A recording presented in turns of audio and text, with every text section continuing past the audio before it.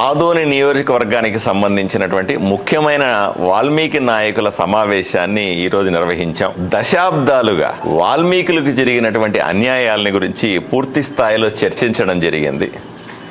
స్వాతంత్రం వచ్చిన సందర్భంలో 1947లో రాష్ట్రంలో ఉన్నటువంటి వాల్మీకులంతా కూడా ఎస్టీలుగానే ఉన్నారు. 1953వ సంవత్సరానికి వచ్చే లోపల, అంటే స్వాతంత్రం వచ్చిన 88 సంవత్సరాల తరువాత అకారణంగా ఏ కారణము లేకుండా అప్పటిదాకా ఎస్టీలుగా ఉన్నటువంటి వాల్మీకులందరినీ కూడా బీసీల్లో చేర్చేసి వాళ్ళని అణిచేశారు. ఎక్కడ వీళ్ళు చదువుకుంటే బాగుపడతారనో, ఎక్కడ వీళ్ళకు ఉద్యోగాలు వస్తే బాగుపడతారనో, ఎస్టీలుగా ఉండి వీళ్ళకి ఏదైనా లబ్ధి చెందితే వీళ్ళు రాజకీయంగా ఎదుగుతారనో ఏదో కారణం తెలియదు కానీ వాల్మీకుల్ని అకారణంగా అణిచేసి బీసీలుగా మార్చేశారు. అప్పటి నుంచి ఇప్పటికి కూడా వాల్మీకులు ఉద్యమం చేస్తూనే ఉన్నారు. మా హక్కుగా ఉన్నటువంటి, ఒకప్పుడు ఎస్టీలుగా ఉన్నటువంటి ఆ హోదాని మళ్ళీ మాకు ఇవ్వండి అని ఆంధ్రప్రదేశ్లో ఉన్నటువంటి వాల్మీకులందరూ కూడా పోరాడుతూనే ఉన్నారు. పోనీ ఆంధ్రప్రదేశ్లోనే ఇలా జరిగిందా అంటే కాదు.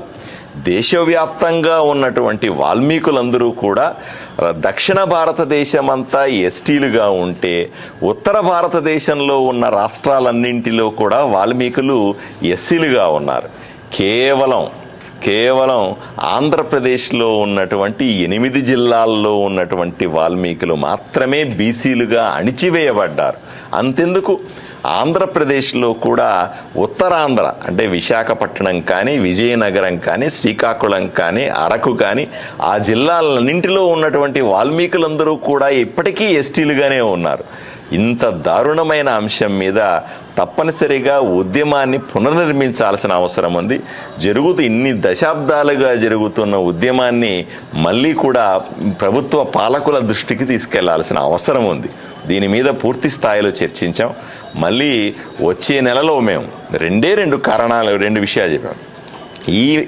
ఈ మీటింగ్ ద్వారా జిల్లాలో ఉన్నటువంటి వాల్మీకులందరికీ కూడా, పక్క జిల్లాలో రాష్ట్ర వ్యాప్తంగా ఉన్న వాల్మీకులకి అందరికీ ఒకే రకమైన అభ్యర్థన చేస్తూ ఉన్నాం.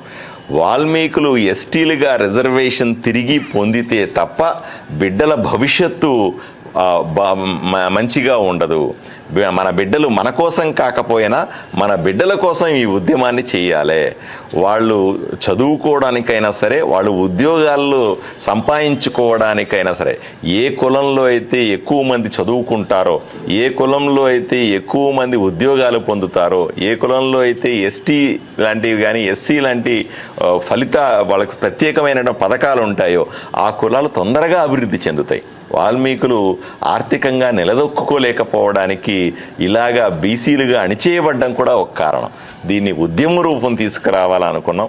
వచ్చే నెలలో తప్పనిసరిగా మరొక పెద్ద కార్యక్రమం, నేను రెండు కోరికలు వీళ్ళని కోరాను. ఒకటి, ఎప్పుడైతే వాల్మీకుల ఎస్టీలకు సంబంధించిన రిజర్వేషన్కి సంబంధించిన అంశం మీద మీటింగులు పెడతామో లేదా పిలుస్తామో, ఇంటిల్లిపాది గ్రామంలో ఎంతమంది ఉంటారో అందరూ కూడా పార్టీలతో సంబంధం లేకుండా, వీళ్ళు ఈ పార్టీలో ఉన్నారు, వాళ్ళు ఆ పార్టీలో ఉన్నారు, వాళ్ళు ఇంకో పార్టీలో ఉన్నారనే సంబంధం లేకుండా అన్ని పార్టీల వాళ్ళు, ఆడ మగ చిన్న పెద్ద యువకులు అందరూ తేడా లేకుండా అందరూ కదిలి రండి.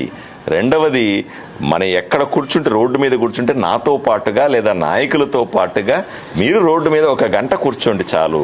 దాంతో మన బల ప్రదర్శన చేసినట్టు ఉంటుంది, మన డిమాండ్లని ప్రభుత్వాలకు చెప్పినట్లు కూడా ఉంటుందనే విషయాన్ని పూర్తి స్థాయిలో చర్చించాం. అన్ని గ్రామాల్లో ఉన్నటువంటి కర్నూలు జిల్లాలోని కర్నూలు కానీ, నంద్యాల కానీ, అనంతపూర్ కానీ, హిందూపూర్ కానీ, కడప కానీ, చిత్తూరు జిల్లాలో అన్ని గ్రామాల్లో ఉన్నటువంటి వాల్మీకులకందరికీ నేను విజ్ఞప్తి చేస్తా ఉన్నాను.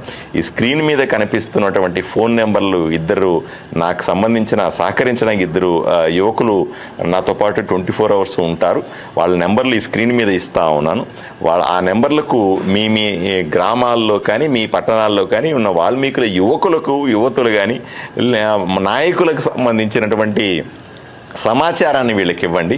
ఎప్పుడన్నా ఈ ఉద్యమానికి సంబంధించిన సమాచారం మీకు పంపించాల్సి వచ్చినప్పుడు మీరిచ్చే ఫోన్ నెంబర్ ద్వారా తప్పనిసరిగా మీకు ఇన్ఫర్మేషన్ ఇస్తాం. ఎక్కడెక్కడ ఏ కార్యక్రమాలు జరుగుతున్నాయని కూడా తెలపడానికి ప్రయత్నం చేస్తాం. దీని ద్వారా రాష్ట్ర వ్యాప్తంగా ఉన్న వాల్మీకులందరూ ఒకటయ్యి ఈ ఉద్యమం మరింత బలపడడానికి అవకాశం దొరుకుతుందని మీ అందరికీ తెలియజేస్తా ఉన్నాను.